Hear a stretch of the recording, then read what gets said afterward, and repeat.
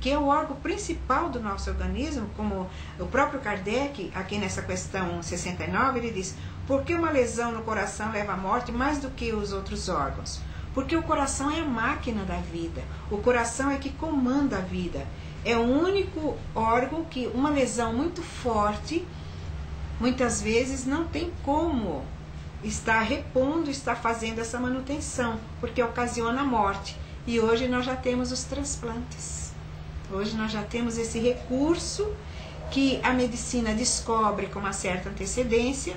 Quer dizer, essa prevenção faz com que a medicina antecipe e já possa estar, então, substituindo, quer dizer, mudando todo um processo que até há um tempo atrás nós não tínhamos condições.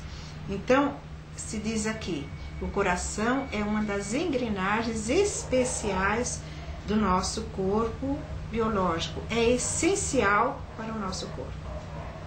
Pois é, Dona, nós costumamos falar assim, você está no meu coração, né? Meu coração está cheio de amor para dar, né? Meu coração é cheio de bondade ou cheio de maldade. É no coração mesmo que nós temos o sentimento, ou é por causa dessa importância que ele tem e que nós consideramos ele como o depósito dos nossos sentimentos? Ele realmente é o órgão principal todos os órgãos do nosso corpo físico têm a sua função, mas o coração é onde ele absorve o sentimento, é onde ele absorve a emoção, porque o cérebro recebe do espírito e passa para o coração. E naturalmente é no coração que essas reações elas se manifestam. É por isso que nós, quando temos palpitações, às vezes com alegria, com a tristeza, com alguma coisa que nos provoca ali um alerta naquele momento, e é sempre o coração que recebe primeiro, porque é o órgão do sentimento.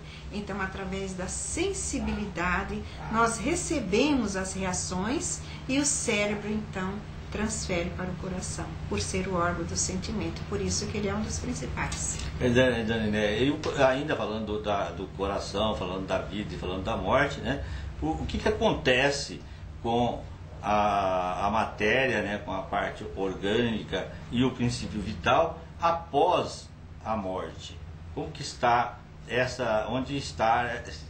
como que fica essa situação logo depois da morte?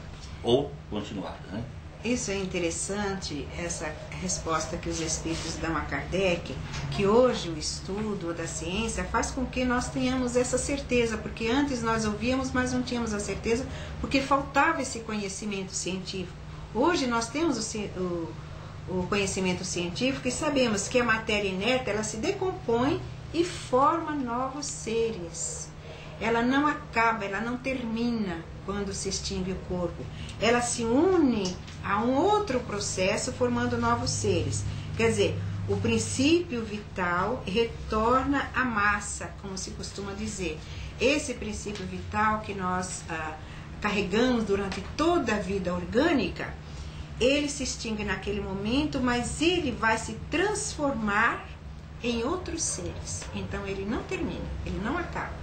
É uma transformação, é uma transformação, né? E essa transformação traz outras vidas com o princípio vital. Com aquele princípio vital, mas ele transformado de acordo com a necessidade daquilo que ele vai ocupar, daquele corpo que ele vai ocupar. Seja um corpo vegetal, seja um corpo animal, mas aquele princípio orgânico, ele vai se manifestar e ele vai, vamos dizer assim, se remodelar, né? Para que ele retorna à massa, e essa massa ela se renova constantemente dentro das necessidades dos seres que vão ser criados. Pois é, Dani, e agora vamos passar um pouquinho para aquela coisa que nós chamamos, né, de inteligência, que é o princípio, né, da doutrina, que ele diz que é Deus, né, é um princípio inteligente. A inteligência é um atributo do princípio vital? Nós falamos aqui do princípio vital, que o princípio vital ele é a vida orgânica. Então, os espíritos respondem que não. Por que não? Porque as plantas, elas vivem e não pensam. Então as plantas têm o princípio vital, Só que elas não pensam, elas sentem, elas têm... se você se aproximar de uma planta, você vai perceber que ela está percebendo a sua aproximação. Mas ela não pensa, ela não raciocina. Então os espíritos respondem que não, pois as plantas vivem e não pensam, não tendo mais que a vida orgânica.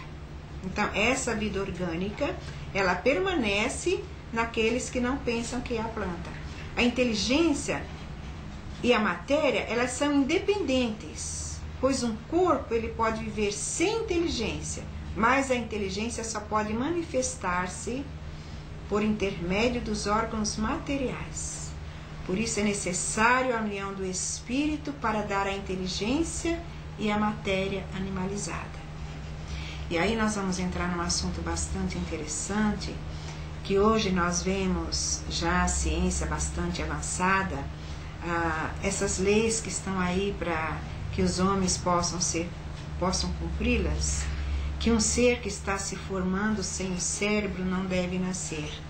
Quando nós estudamos o livro dos Espíritos, nós vamos verificar que a inteligência está no espírito e não no cérebro físico, não no cérebro orgânico. Então a criança que vem sem o cérebro, ela não tem como se manifestar, mas o espírito está ali dando vida ao corpo. Ela não processa então, essa inteligência. Veja, né, como é importante nós estudarmos estas lições do livro dos Espíritos, quando se fala de inteligência e instinto, para mostrar que o espírito está ali com cérebro ou sem cérebro. Nós não sabemos que débito esse espírito contraiu em vidas anteriores para que ele possa vir em um corpo, ocupando um corpo biológico sem o cérebro. Esse é um assunto bastante polêmico, interessante, complexo, né? Que nós não vamos entrar no mérito, mas a doutrina mostra com muita clareza que o espírito está ali para dar vida, o cérebro é apenas para o comando dos órgãos. Então, é necessária a união do espírito para dar à inteligência a matéria animalizada. Qual é a fonte da inteligência? Como que ela chega, ela processa vamos dizer, da matéria? Porque a matéria processa, né, a informação, a inteligência do espírito para externar. Como que é essa fonte dessa inteligência? A fonte da inteligência é o universo, né? Porque todo esse processo que vem sendo retirado, esses fluidos que são retirados do processo universal, é que vai fazer com que o ser possa ir adquirindo e formando essa inteligência. E é interessante nós observarmos, vamos dizer aqui, os espíritos respondem assim a Kardec. Poderíamos dizer que aqui é outra questão, ele diz assim, poderíamos dizer que a cada ser possui uma porção de inteligência, isso é uma sequência da primeira pergunta, da fonte universal, e a assimila, assim como tira e assimila do princípio vital da matéria?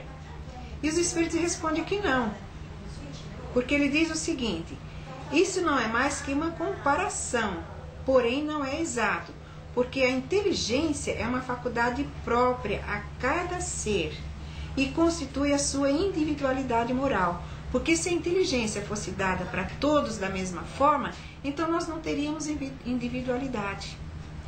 E a vida espiritual nos mostra que nós somos um ser individual. Nós não podemos dividir a nossa individualidade com alguém. Há quem diga que é individual e único, né? Único, nós somos seres únicos. As pessoas costumam falar de alma gêmea quando as pessoas têm afinidade. Não existe alma gêmea, existem pessoas que têm afinidade uns com os outros. Então os espíritos ainda continuam nessa resposta, que ele diz o seguinte, de resto, esta é uma das coisas que no momento não são dadas ao homem penetrar. Por quê? Porque o homem ainda não conseguiu compreender a essência espiritual. Ele está compreendendo agora a essência da matéria, ainda com algumas restrições. Imagina quando ele chegar ao ponto de compreender essa energia espiritual que forma toda uma vida. Dona Linéia, nós falamos também que nós somos instintivos, né? O instinto é independente da inteligência, ou como que é instinto e inteligência? O instinto ele não é independente, não precisamente, porque ele é uma espécie de inteligência, mas o instinto, ele é uma inteligência não racional, é aquela do impulso, né? Que todos os seres provêm das suas necessidades, cada um recebe de acordo com as suas necessidades. Nós vemos hoje, costumamos dizer que as pessoas que não são muito educadas, né? As pessoas mal educadas, elas vão mais pelo instinto, porque elas não receberam, elas não se afinaram, né, naquele processo de aprimoramento.